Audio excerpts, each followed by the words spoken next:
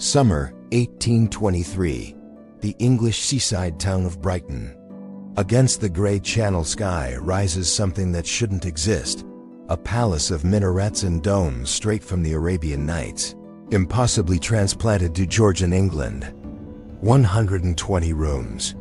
65,000 square feet. 500,000 pounds spent, over $100 million in today's money. But 3 times, flames consumed parts of this fantasy. 3 times the fire seemed almost inevitable, as if the very ambition that created it carried the seeds of its destruction. How does a dream become a curse? Stand at the entrance today, and the Royal Pavilion assaults your senses with deliberate impossibility. Cream-colored stone facades curve and undulate like tents frozen in marble. Minarets pierce the sky, not the modest spires of English churches, but slender towers lifted wholesale from Mughal India, each topped with gilded onion domes that catch the coastal light. The central dome rises 90 feet, ribbed and swollen like an exotic fruit. Palm trees frame the entrance. Everything about the building screams defiance of geography, climate, and taste. Walk inside on any modern afternoon, and you enter fever dream spaces that Victorian England called Oriental, but which belong to no actual Orient. The banqueting room stretches before you, dominated by a chandelier that weighs more than a ton, a crystal and bronze dragon holding a plantain tree, from which glass shades descend like impossible flowers. The walls shimmer with hand-painted Chinese landscapes on panels that cost a year's salary each. Red and gold lacquer catches the light. The music room glows crimson and gold, its ceiling a vast cockleshell of painted scales, each surface so densely ornamented that the eye finds nowhere to rest. The statistics alone induce vertigo. The banqueting room table seated 50. The kitchens employed 40 staff just to produce dinners. 400 gas lamps throughout, revolutionary for 1821. The heating system required coal by the cartload. The great kitchen featured the first cast iron and copper palm tree columns in England, supporting a ceiling designed to look like tropical leaves. But here's the uncomfortable truth. This palace was built for a man who never quite became king when it mattered. George IV, Prince Regent and eventual monarch, poured his obsession into these walls for nearly 40 years. He visited Brighton to escape his father's madness, his wife's accusations, his debts that spiraled into the hundreds of thousands. He came to indulge appetites that scandalized even Georgian society: food, wine, architecture, women, spectacle. The pavilion was his refuge and his excess made stone. And 3 times fire tried to erase it. The first flames came in 1815, consuming the newly rebuilt stables. The second struck in 1823, tearing through the music room just as the palace reached completion. The third, in 1975, nearly destroyed the music room again. 2 centuries of ambition almost lost in minutes. Each fire revealed the palace's essential fragility, that beneath the fantasy lay wood, fabric, paint, gas lines, human error, and something harder to name. A kind of karmic instability. So how did this happen? What drives a prince to build a Mughal palace on English shores? And why do the flames keep returning? Flashback to 1783. George is 21, handsome, charming, and suffocating. His father, George III, rules Britain with rigid Germanic discipline. The court is dull, moralistic, stifling. Young George discovers Brighton, then just a fishing village beginning to market itself as a seaside resort for health. Sea bathing is fashionable. The air is clean. More importantly, Brighton is far from London, far from his father's scrutiny. George rents a modest villa. Within 2 years, he's buying property, expanding, planning. By 1787, architect Henry Holland creates the Marine Pavilion, a neoclassical villa, tasteful by the standards of the day. But George's tastes are evolving, inflamed by trade with the East, by chinoiserie collecting, by a hunger for sensation that Georgian propriety can't satisfy. Psychologically, George is a man of appetite without boundaries. He collects art obsessively. He eats until his waistcoat strains. Contemporary accounts describe dinners of 9 courses, the prince consuming portions meant for 3 men. He takes lovers, most notoriously Maria Fitzherbert, a Catholic widow he marries in secret, illegally, knowing the union can never be acknowledged. He spends money he doesn't have, accumulating debts that Parliament must repeatedly settle, each bailout accompanied by lectures he ignores.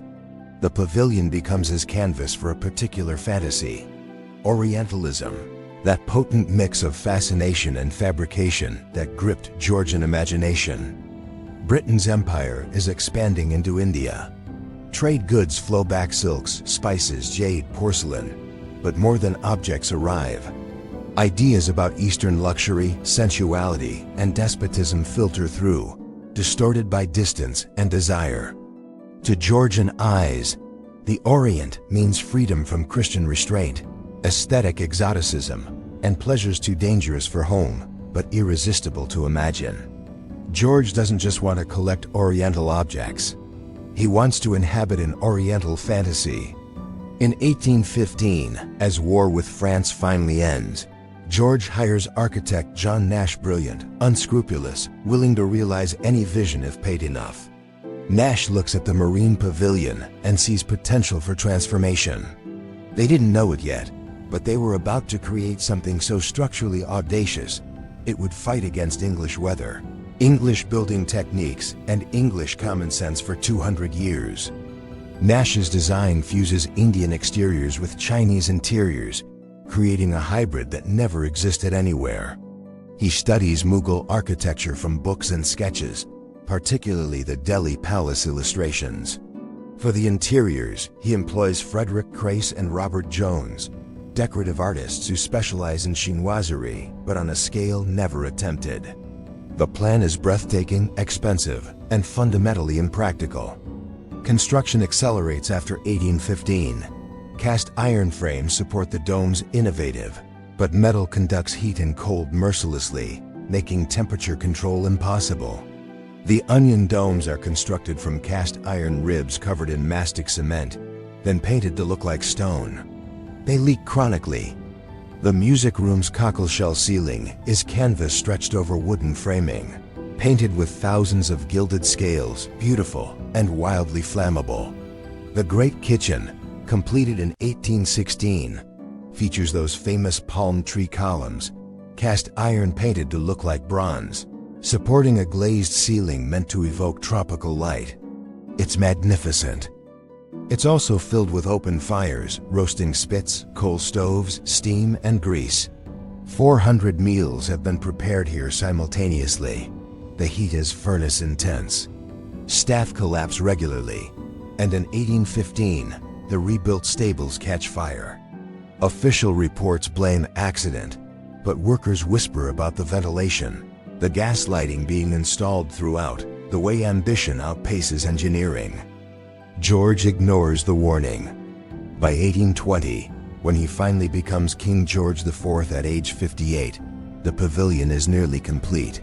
He has spent £500,000 of his own money, over $100 million today, plus uncounted parliamentary grants.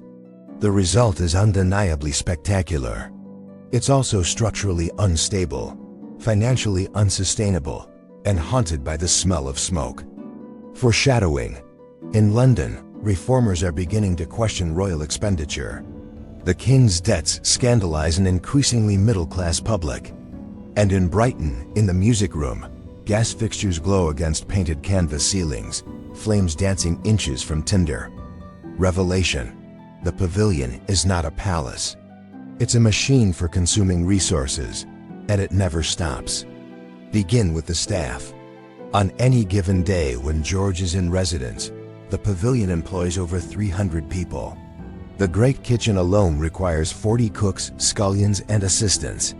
Footmen, housemaids, valets, ladies' maids, porters, lamplighters, coal haulers, gardeners, stable hands. The labor is endless and invisible.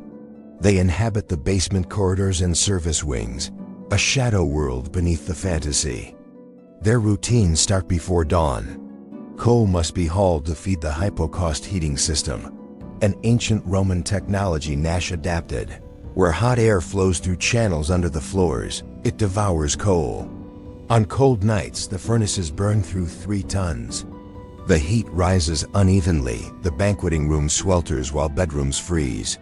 Staff tend gas lamps constantly, adjusting flames, replacing broken mantles, terrified of leaks.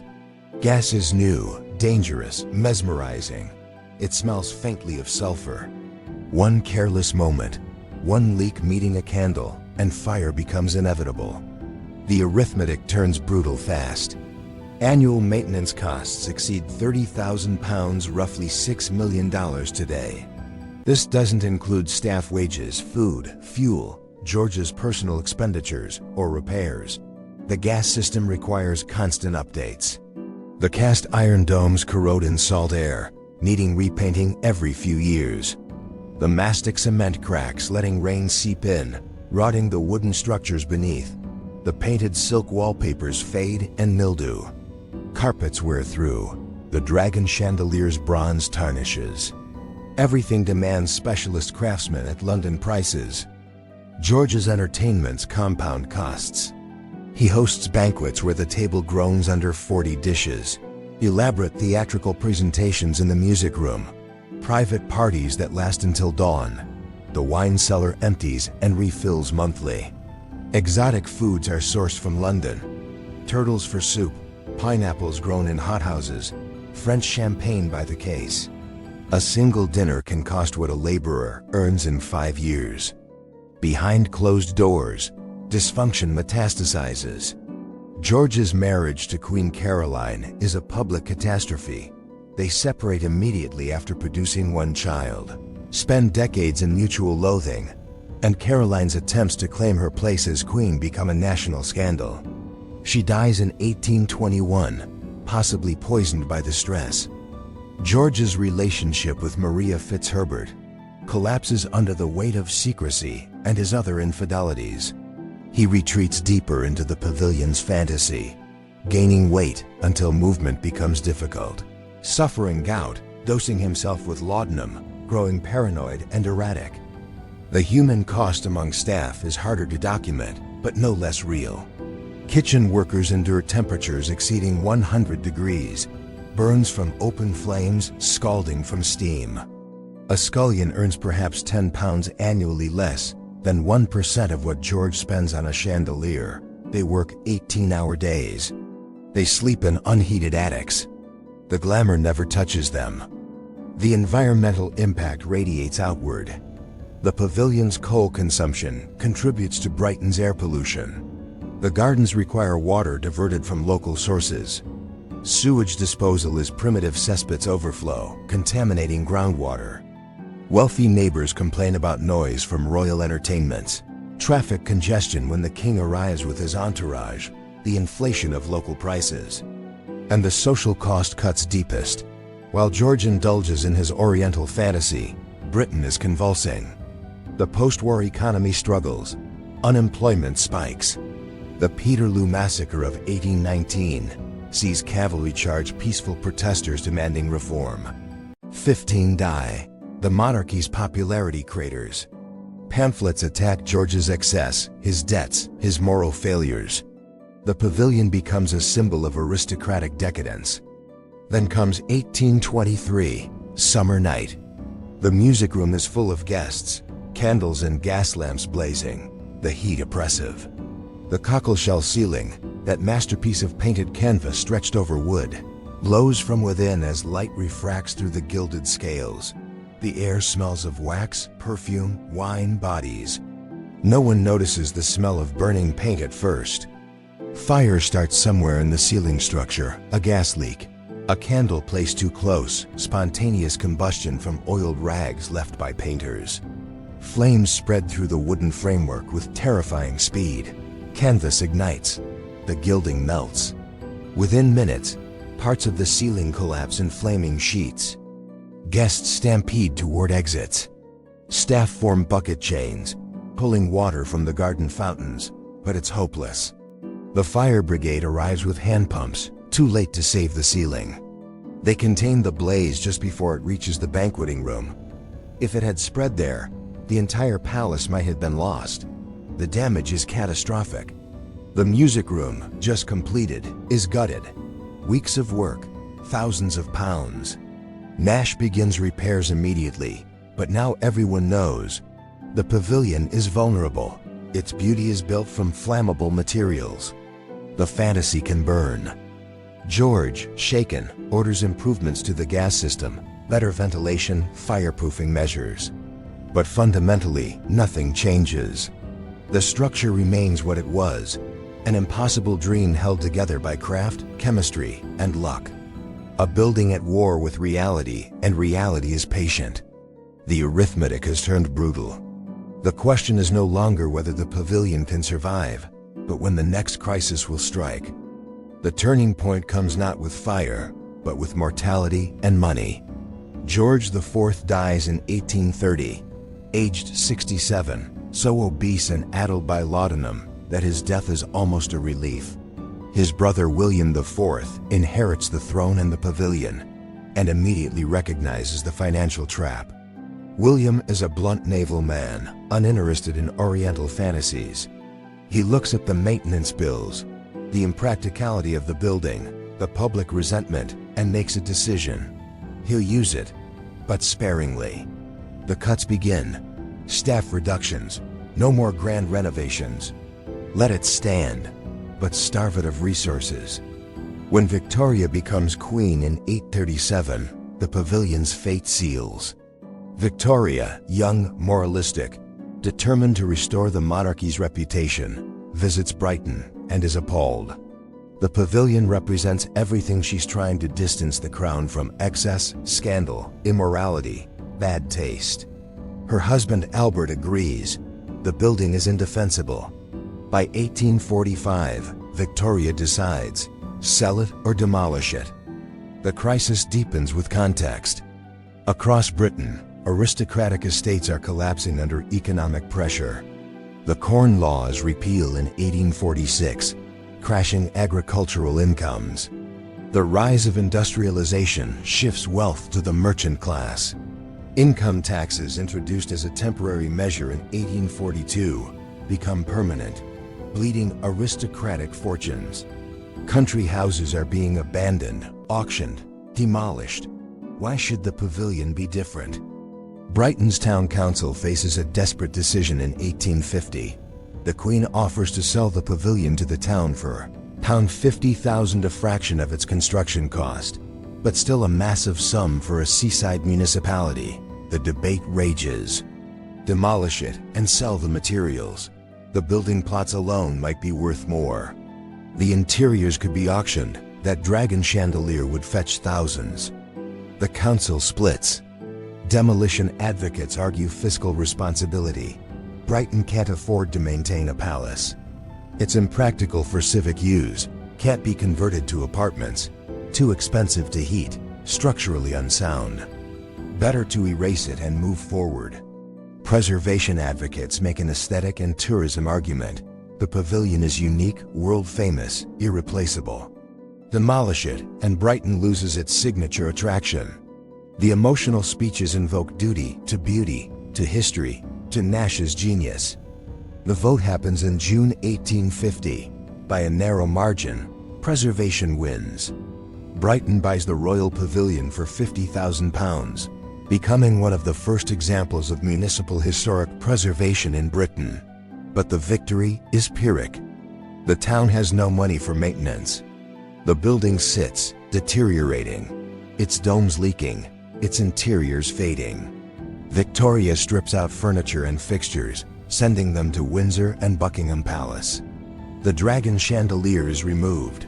The silk wallpapers are peeled away.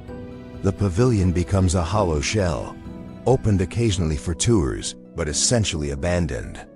By 1900, the building is in crisis again.